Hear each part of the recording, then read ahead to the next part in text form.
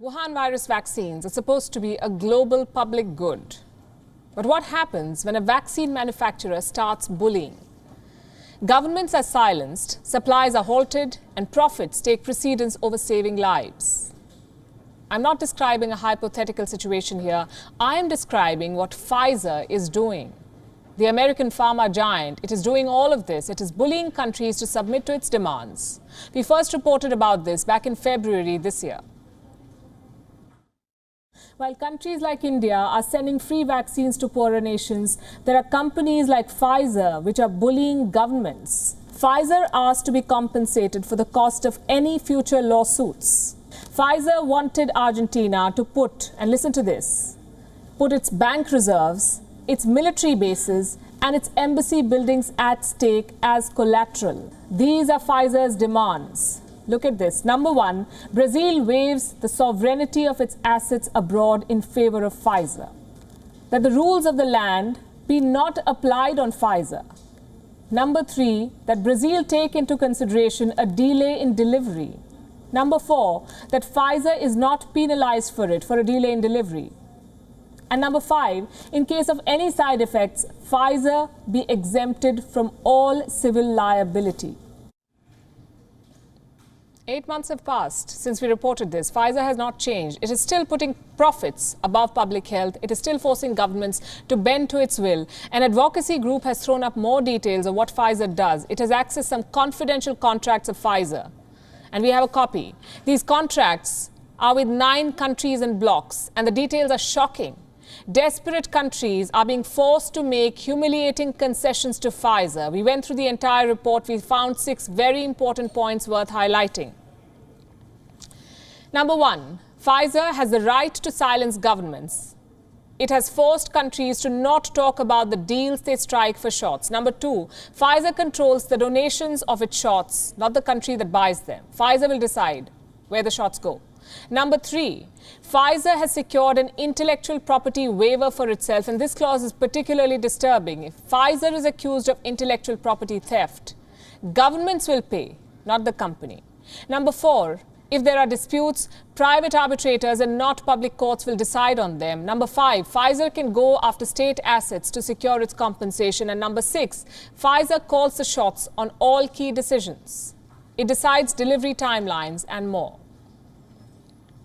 These are very serious revelations. I'll give you some more details. Number one, Pfizer is silencing governments. How? Through contracts. These airtight contracts are at the center of everything. They can silence governments in ways you can't even imagine. Look at what happened in Brazil. Pfizer agreed to supply its Wuhan virus vaccines to Brazil. And it sneaked in this clause in the agreement to force Brazil to not share any specifics about its deal with Pfizer.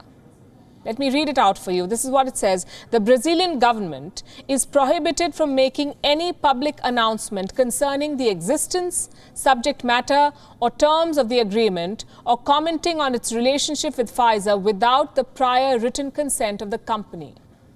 In other words, Brazil cannot talk about the Pfizer deal until it gets an approval from Pfizer in writing. This basically is a private company muzzling a government. And that's not all. Pfizer also gets to decide who will get the shot. Suppose someone wants to donate Pfizer shots to Brazil. Can they do it? They cannot. The Pfizer agreement restricts Brazil from accepting donations. No one can donate Pfizer vaccines to this country. They cannot use the Pfizer shot until they buy it.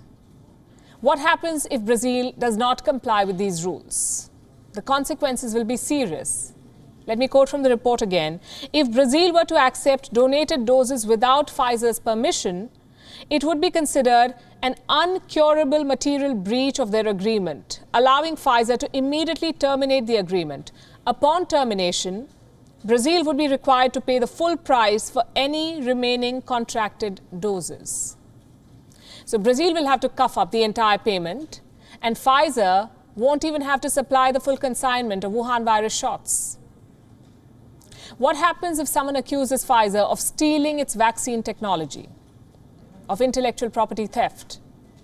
The government will be forced to defend Pfizer. It's unbelievable. We had to read this twice to let it sink in. And guess what? At least 4 countries have been forced to protect Pfizer's patent.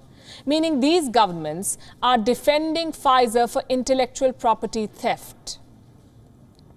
While the company is free to use anyone's intellectual property as it pleases. Colombia is one of these victims. I'll explain with an example. Suppose a domestic vaccine maker or any pharma company in Colombia goes to court and they accuse Pfizer of infringing their vaccine patent. Who will be the one fighting that case? Not Pfizer. Even though they're the accused party, it's not Pfizer and their lawyers who will be in court. It will be the Colombian government. The government will have to defend Pfizer. And if they lose the case, it will be the Colombian government that will have to pay the settlement, not Pfizer. What if these governments want to get out of these tough contracts? They won't be able to sue Pfizer at home. The matter will go to a secret panel of 3 private arbitrators in New York. Pfizer will be tried as per New York law and not the laws of the land where it sells vaccines. And these countries will pay heavily if they lose in arbitration.